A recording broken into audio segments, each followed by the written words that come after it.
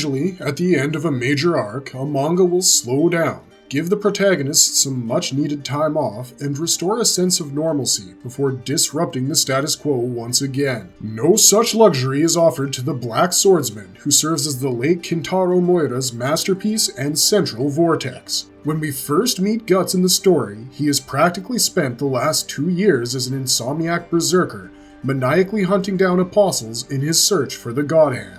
Even when we pivot to his backstory and slow things down, so to speak, with the Golden Age arc, it quickly becomes clear that this is one protagonist for whom the phrase, "and then it got worse," was just a way of life. From the day he was born, death was a part of Guts' life, and by the time we reach the Black Swordsman arc, it's the only thing that brings him some modicum of pleasure and satisfaction.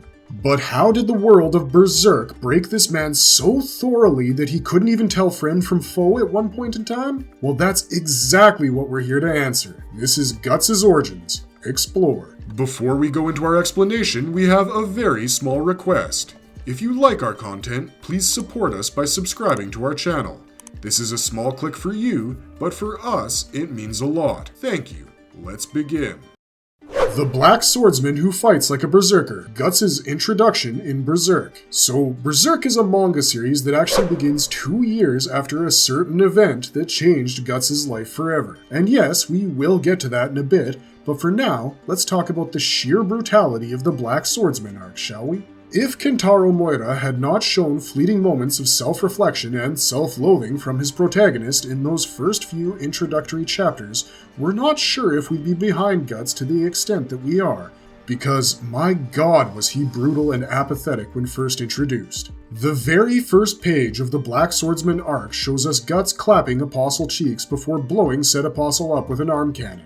So things are already moving at 1,000 miles an hour. He arrives at the desolate city of Koka, where an elf is being harassed by a group of guards in the local tavern. Guts easily dispatches of most of the guardsmen, seemingly in an attempt to help the elf, but his motivations become clear when he tells the survivor to go tell his master that the Black Swordsman was here for him. Turns out, that master too is an apostle, the Snake Lord, whose taste for human flesh is not hidden from Koka's mayor, who acts as an intermediary between him and the city. Guts' provocation causes the apostle to ride out in full strength, donning his ridiculous serpentine armor, presumably to strike fear into his enemy's heart. It would soon become apparent that it was actually an attempt to hide his own nature. After Guts cuts through his soldiers like a hot knife through butter, the apostle transforms into a giant snake-like monster and begins advancing on the Black Swordsman once again. Normally, no one would have been able to withstand a direct assault from an apostle, but Guts was anything but normal. He not only defeated the Snake Lord, removing his head to clean off his body, but he also, well, tortured him. That moment where Guts tells the Snake Lord to not die on him yet wasn't chilling just for best boy Puck, it was chilling for us as well. And we agree with the elf's assessment that at the end of that first issue of the Black Swordsman arc, that Guts' fighting style was simply Berserk. Guts throws a similar ruthlessness towards the third apostle he kills during this prequel arc, the Slug Count. But it was this encounter that also revealed his core character motivations, and opened our eyes to the fact that this isn't a man who enjoys hurting people. He is a victim of trauma beyond human comprehension, and has been forced to become this way just to survive. Guts thinks of people who can't defend themselves as weaklings, and frequently calls Puck Bug, showing the pure disdain that taints his core worldview. When Vargas saves Guts from the Count's guards, instead of showing compassion for the man,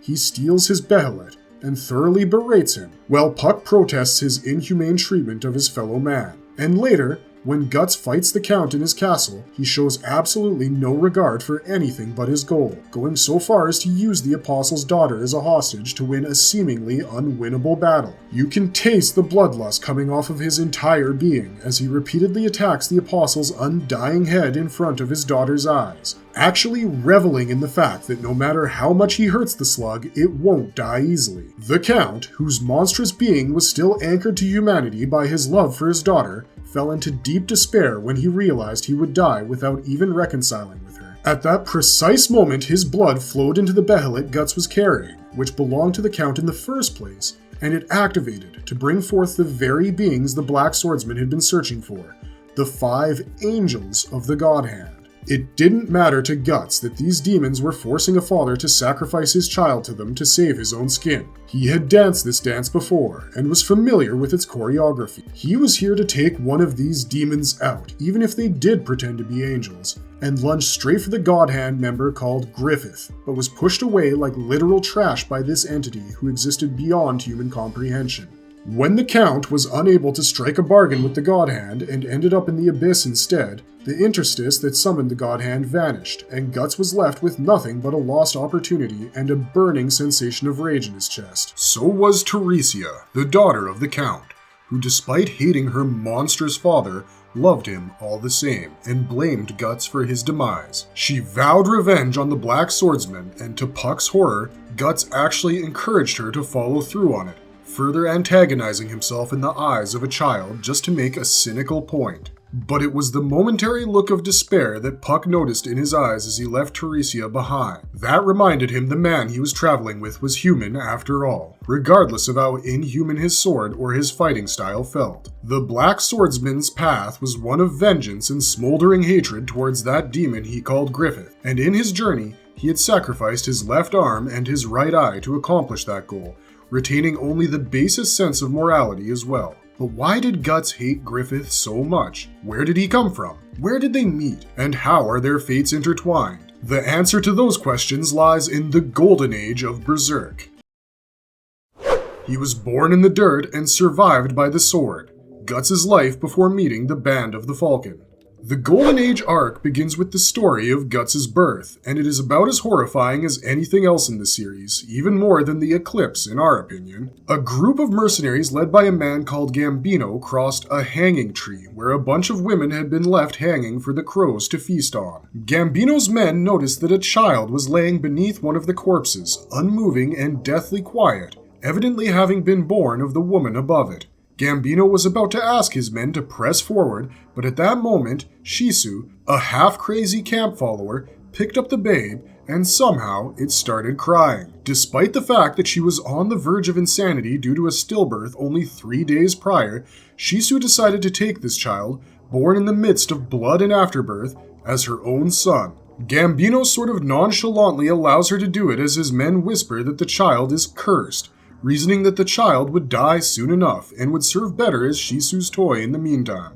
Yet, as he rode out from that ominous place, Gambino couldn't help but look back at the hanging tree with a sense of dread, that this child who his lover had taken up might be the end of them all. Little did he know the role he would play in that end himself. And yes, if you haven't figured it out by now, that child was Guts. Gambino's prediction that Shisu's playtime with Guts wouldn't last long turned out to be correct. Just not in the way he thought it would, as she was the one who ended up dying because of the plague. Guts entered his dying mother's hut and held her hand in his own as she passed away while his dad was off storming a castle. 3 years after this, Guts was put in the field by Gambino as a squire, who had him in the thick of things despite knowing how dangerous things could be. It looked as if Gambino was sort of hoping Guts would die in the battle, but the boy managed to survive by the grit of his teeth, even though he lost one of them during the battle. Thereafter, Gambino began training him in swordplay, and it became instantly clear that this was the path Guts was destined to walk on. He was 6 years old, and he was practicing with a sword meant for an adult,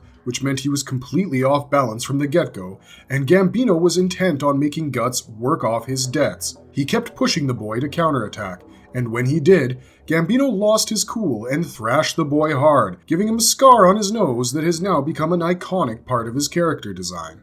Guts developed a high fever because of his injuries and couldn't even sleep without his sword by his side, but the next day, he woke up and started working on his swordplay intently, and this seemed to earn him a bit of respect from Gambino. The apathetic mercenary leader gave Guts medicine for his wounds, and it became clear to us as the audience that this one moment was enough for Guts to view Gambino as his father. In later years, Guts would come to think that he was okay with selling his sword to someone else as long as that person looked his way. In his later youth, that someone would be Griffith, but for his formative years, it was Gambino. The rough mercenary who didn't even want to take him in the first place had become the closest thing to a parent Guts would ever come to know in his life, which is why Gambino's betrayal hurts us the most. When Guts was 9 years old, he fought in his first proper battle as a warrior. He managed to get his first kill as well, but that fact shocked him into immobility, and it was Gambino who saved his life. Afterwards, the usually stern mercenary even gave him a tip for his effort, but that same night, one of the other soldiers in the band assaulted Guts in his tent, leaving him with a crippling sense of PTSD,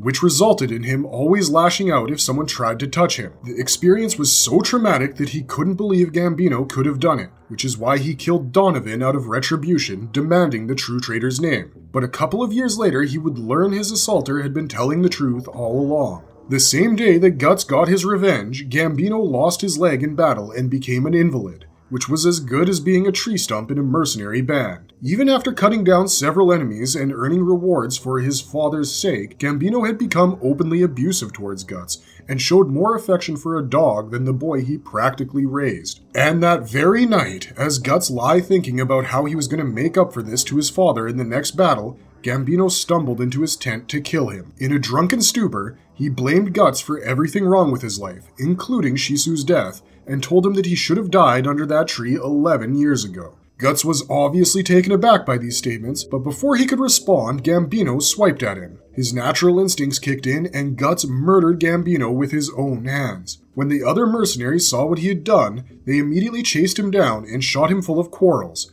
leaving him for dead as he fell off a cliff and condemning him as a father killer. Guts wandered around for a while with nothing but his sword and injuries that should have killed any normal man. He was about to give up and lay down his own life when a pack of wolves happened upon him, but his natural instinct to survive kicked in once again, and he managed to slay his bestial pursuers. As Guts lay dying, he was discovered by another mercenary band who took him in, and thus he began his life as a wandering swordsman. In the following years, all Guts could think about was how he would survive the next day, and where his next battle would be, seeking out conflict as if intent on proving his desire to live by surrounding himself with death. This tendency of his is what got him noticed by the band that would end up changing his life for better and worse. During one of his fights as a contracted mercenary, Guts fought and slew a famous knight called Bazuso. Though his opponent was far larger, stronger, and more experienced than him, Guts managed to defeat him through his superior swordsmanship and mad luck. When Guts charged at Bazuso, his opponent's weapon knocked his helmet off his head. Another swipe like that would have ended Berserk before it got out of its prequel stage, but Guts' tendency to use a sword far bigger than himself worked out in his favor and allowed him to win the fight. This encounter was witnessed by the defenders of the castle, whose leaders took a keen interest in Guts. After rejecting an offer to become a bodyguard for a noble, Guts is set upon by the lowly elements of that same band and manages to defeat them all with ease. It is only after this that he is approached by the same person he was trying to kill in the Black Swordsman arc, albeit looking a lot more angelic and human. That person would be the White Falcon Griffith, leader of the fabled Band of the Hawk.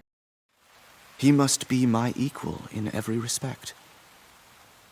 Someone who looked his way and someone he looked towards. Guts' relationship with Griffith and Casca.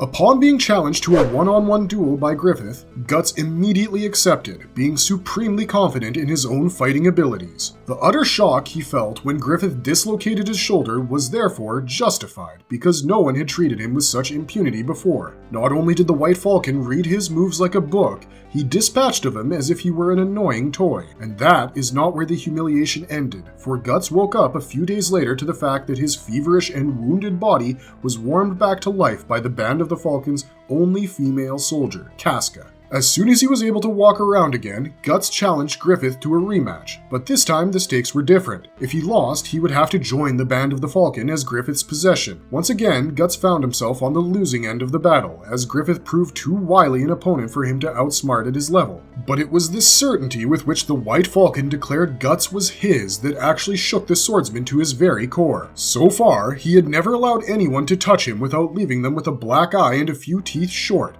But when Griffith grabbed his face and declared possession of him, it looked as if Guts had found his god, and that idea was reinforced after his first mission as an official member of the Band of the Falcon. Acting as rear guard, Guts managed to hold off a monstrous pursuit, and was rewarded by being named a captain of his own band of raiders by Griffith in less than a week. For the first time in his life, Guts was living amongst mercenaries who didn't just treat the battlefield like a cash cow. He was fighting alongside people who had their own dreams. And the brightest dream among theirs was Griffith's, who had boldly claimed to Guts after after water fight that he would one day have his own kingdom. The wandering swordsman was not used to this kind of attention and affection, but slowly and surely, he made friends for the first time in his life. Judo, Rickard, Pippin, Gaston, heck, even Corcus, the same man who tried to rob him once, could be called his ally now in more than just name. But the one person he constantly butted heads with was Casca. The female commander of the Band of the Falcon resented the fact that Griffith was favorable towards Guts,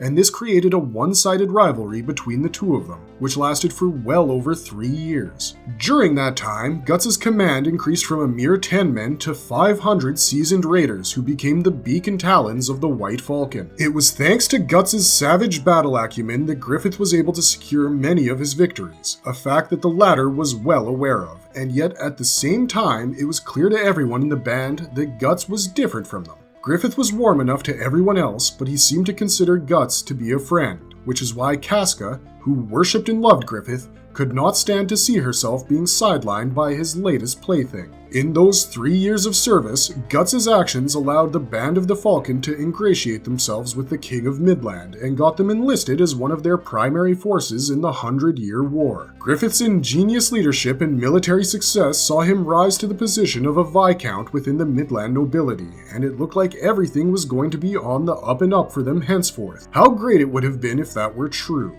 Once Griffith entered high society, he knew he would have to play the dirty game of politics sooner or later. He preferred the former. Using Guts as his killer and cleaner, Griffith cleared out nearly all of his political opposition within the royal court. Guts was by far his strongest and most trusted warrior, and Griffith was confident he would succeed in an assassination mission, even if he used his greatsword to do it. But he was unaware of the swordsman's changed motivations about following his orders. Disillusioned with his assassination mission after being forced to kill a child to cover up his acts, Guts went to Griffith, seemingly in an attempt to seek some kind of meaning. What he heard then broke his heart and made him realize how insignificant he was to the man whom he thought so highly of. When Griffith told Princess Charlotte that the only person he considers to be his friend is someone with their own dream, not clinging on to someone else's, Guts decides that he will become someone worthy of becoming Griffith's friend. Casca was with him at this moment, and their relationship dynamic had changed a lot.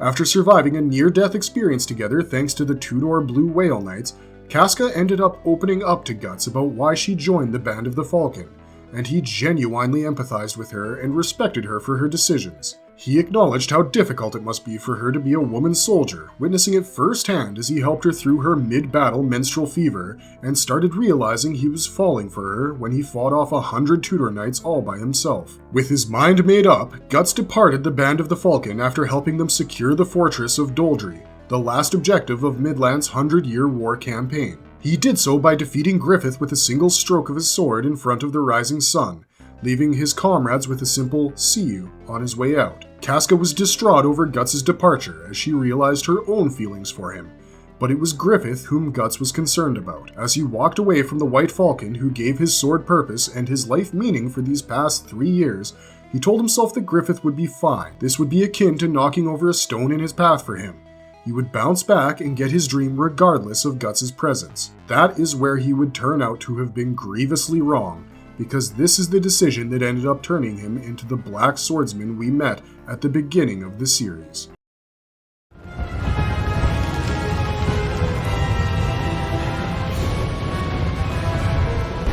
Finding his purpose, accepting love, rescuing Griffith, and losing it all again. The Eclipse. For a full year after leaving the Band of the Falcon, Guts lives with a blacksmith called Godot and his daughter Erica, searching for his own purpose in life. As he trains his swordplay against increasingly difficult training scenarios, he comes to realize that fighting is his one true passion in life, and that he wants to hone his skills to the maximum by fighting against stronger opponents as much as he could. To that effect, he visits a tourney nearby and defeats a Kushan by the name of Silet with relative ease, before learning that the worst thing that could have happened to his former comrades had, in fact, happened. Guts discovers that the entire Band of the Falcon has been labeled as traitors, and that Griffith himself has been imprisoned by the king for nearly a year. Confused by this disastrous turn of events, Guts tracks down his former comrades and saves them from a Midland raid just in the nick of time. His raiders and friends are all delighted to see him after a year, and they rejoice at the fact that such a dependable comrade has turned up to help them in their greatest hour of need. But Casca is far from impressed.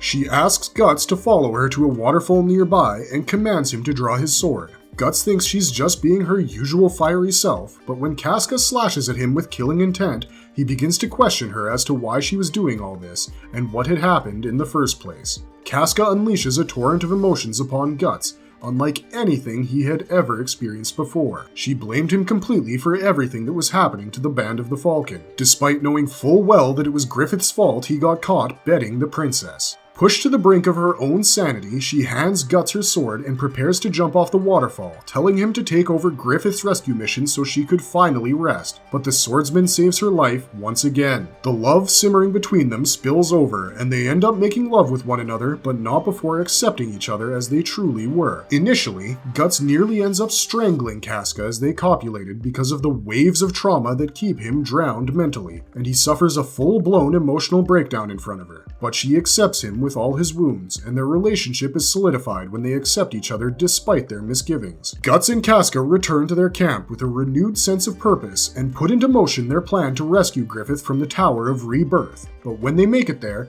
it becomes clear to everyone present that it was too late to begin with. Griffith has been tortured beyond recognition by the king's torturer, to the point they can't even take the mask off his face lest they scare the woman with them into madness. The Band of the Falcon manages to break their leader out and get away from Windham, fighting off Midlanders and Apostles alike, and Guts is especially emotional during all of this. When he meets Griffith, he bursts into tears and hugs him. When Wild attacks, he dresses Griffith in his armor, telling him the White Falcon soars once again. He is unaware of the fact that Griffith tried to strangle him in that cell, and that he has been seething ever since he figured out Casca and Guts are together. When Griffith escapes from his friends upon a horse carriage, Guts rushes behind him and manages to catch up to him before he can end his own life. But that is when everything changes. The year before the White Falcon was captured, Guts and Griffith fought off a Tudor enlisted monster called Nosferatu Zod, who left Guts with a cryptic prophecy. He told the swordsman that when Griffith's ambition collapses, an unending death would visit every person who thought themselves his friend.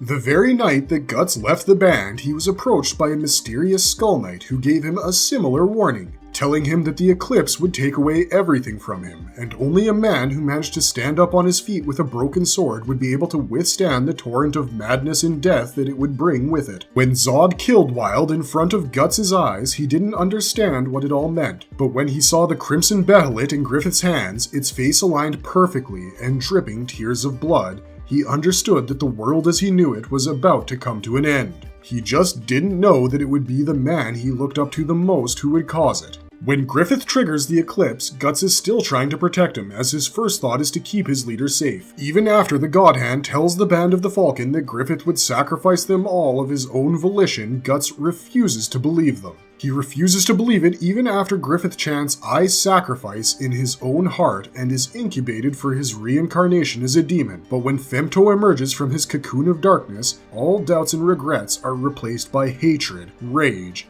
and a pure desire for revenge. The Band of the Falcon, at least those who were caught in the eclipse, had mostly been decimated by the army of apostles gathered for the nocturnal feast. Judo, Pippin, Gaston, and Corcus all died gruesome deaths. No one escaped the terrible onslaught of terror and death except Casca and Guts. Guts was fighting off the monsters like a madman after realizing what Griffith had done, doing everything he could to survive as he always did, but with a far more unhinged mindset when he saw Casca about to get violated and feasted upon. He rushed to her to try to help her, but it was too late. Griffith, reborn as Femto, used apostles to pin Guts down in one position and had them bring Casca to him. What followed is, in our opinion, the darkest sequence in manga history, as Femto violated Casca in front of Guts' eyes just to spite him and show him he could, as the swordsman lost his mind to berserker rage, chopping off his own left arm with a broken sword and losing his right eye to an apostle's claw as his barely conscious lover told him to stop looking.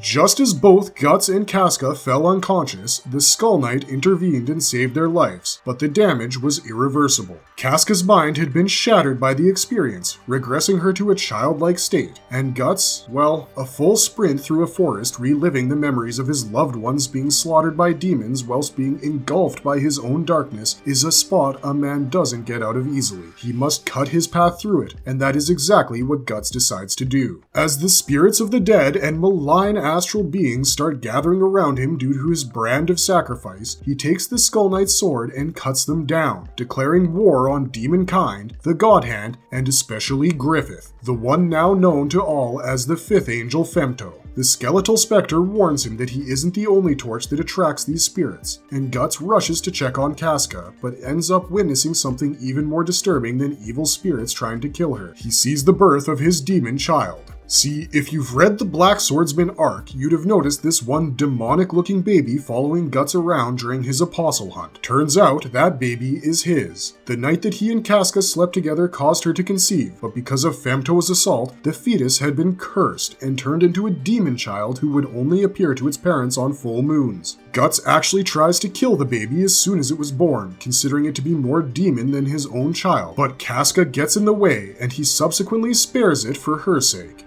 Guts and Rickert put together an arsenal of weapons that turn him into a one-man army, and after slaying his first apostle post-eclipse with the Dragon Slayer, Guts decides he has found the perfect sword for his new purpose. Leaving Casca behind with Rickert, Erica, and Godot, Guts sets out to fulfill his new dream, to hunt down every last apostle and exact bloody revenge against Griffith, even if it means losing his own humanity to his inner malice. This is the Guts we meet at the beginning of the Black Swordsman arc, and now you can understand why he becomes as apathetic as he does. After enduring what can only be called countless instances of abuse and trauma, Guts finally found something that allowed him to be himself unabashedly with Casca, and it was taken away in an instant by a man who simply couldn't stomach losing control over his own actions. It makes sense that, after living through encounters that would have killed a normal person 1,000 times over, that Guts would have no respect or sympathy for the weak. Indeed, he has embraced his inner malice as a key driving force to his very existence, but that is a double-edged sword for him, as it also puts the very person he cherishes the most in the direct line of fire for his beast of darkness.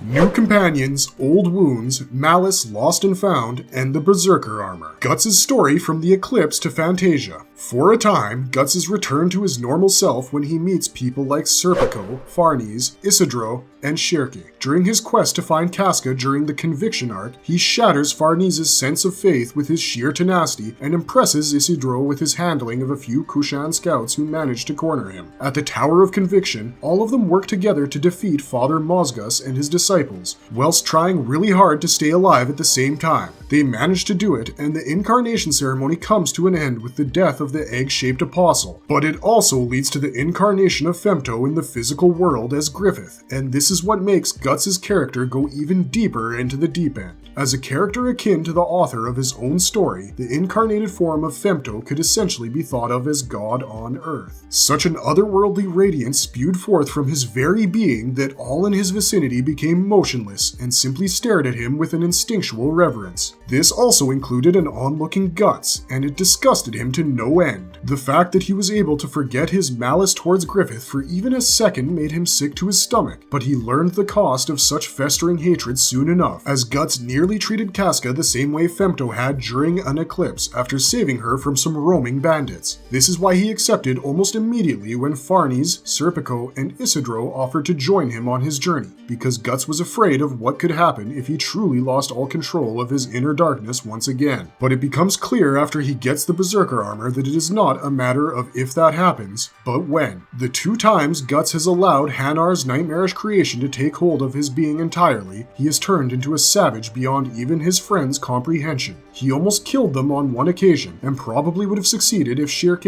and the Moonlight Boy hadn't held him back. And with every passing day, Guts is literally sacrificing his 5 senses just to make sure Casca can regain her mind once again. After reaching Elfhelm and meeting the Flower Storm Monarch, Guts' wish is granted, and Casca's mind is restored. But his hope for normalcy is immediately shattered once again when Griffith manages to invade the Elven Paradise and send it back to the spiritual realm, kidnapping Casca for good measure. The last chapter of Berserk so far, chapter 371, shows Guts in the pits of despair as he has lost faith in the one thing he has lived his entire life by, his sword, which was useless against the divine presence of Femto's body of flesh. Guts is sinking deeper into his inner darkness, and not even Shirke's astral projection can bring him back from this. His whole life has been a struggle for survival until he met the Band of the Falcon. Guts did not know who his father was, and his mother was hung from a tree as she gave birth to him. The woman who raised him as her own son died in front of his eyes, and the man whom he considered to be his father not only sold him out, but tried to kill him as well. He spent a very long time suffering from PTSD because of Donovan's assault, and was only alive because of the sheer human instinct to survive. When he met the Band of the Falcon, he found friendship in his comrades, love with Casca, and a sense of purpose from being Griffith's most trusted soldier. He thought he was good enough to dream his own dream, but ended up breaking irreplaceable things beyond repair in the process. And when he finally found the means to repair the irreplaceable thing, she couldn't even face him because of her own PTSD. And she was taken by the very object of his ire, and he couldn't do anything about it either. Where he goes from here is unknown, as Berserk is on a break with no announcements about future chapters from Kujimori and Studio Gaga so far, but you can now understand the story of how Guts became the Black Swordsman that we first met in 1989. Given that this is an origin video, we decided not to dive too deep into things Conviction arc onwards because that would have snowballed into becoming a full timeline video on Berserk, and that's not our intent here.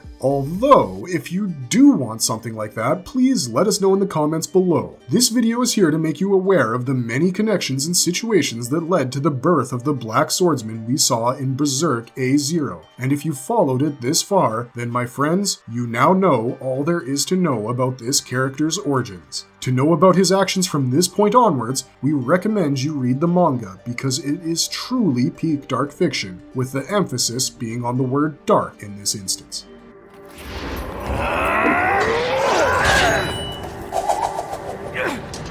Marvelous verdict. With Mura-san now residing in the realm of ideas, it is difficult to know if we will ever get a proper origin story for Guts. By that, we mean finding out who his true birth parents are and why his birth occurred the way it did in the first place. We can deduce that his mother must have been accused of some sort of crime or heresy from the fact that she was hung. But was she actually a witch like Shirke and Flora, or just accused of being one like Casca? Who was Guts' birth father, who ended up abandoning his woman to such a miserable fate in the first place? Why is it that Guts and Casca's relationship with their demon child mirrors the one Guts had with Gambino and Shisu? And why do the circumstances of his birth make him special, despite it being so grisly? Because the Skull Knight tells Guts that he escapes death easily because of how he was born, and that he too is primed to struggle against causality, just like himself. The more we think we know where the story is going, the more we forget how little we actually know about our characters, to the point that Farnese probably has a clearer backstory than Guts, Griffith, or Casca by this point.